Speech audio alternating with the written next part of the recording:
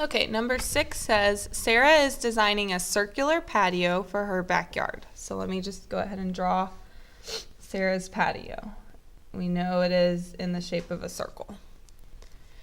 If the diameter of her patio will be 25 meters, how many square meters will her patio cover? So I'm going to go ahead and label the parts that I know. I know the diameter is 25 meters, and I know that the diameter of a circle is the distance from one side of the circle to the other. So I know that this is 25 meters.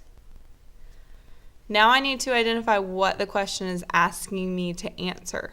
So if it's saying how many square meters will her patio cover, those two things are telling me that I am trying to find the area.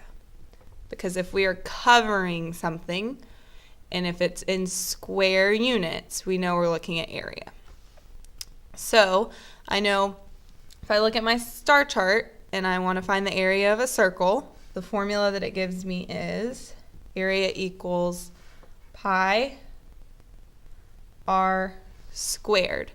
And remember that r stands for radius, and r squared just means radius times radius. So we could rewrite our formula like this: pi times radius times radius. We know that for pi we use 3.14. So now I need to identify what my radius is of my circle. I know that my diameter is 25, and remember that half of the diameter is the radius. So half of 25, if I do 25 divided by 2, that gives me 12.5. So I know that my radius equals 12.5 meters.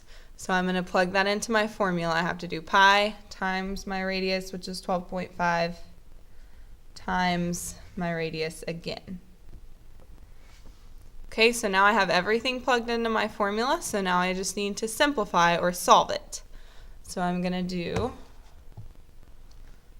3.14 times 12.5 times 12.5.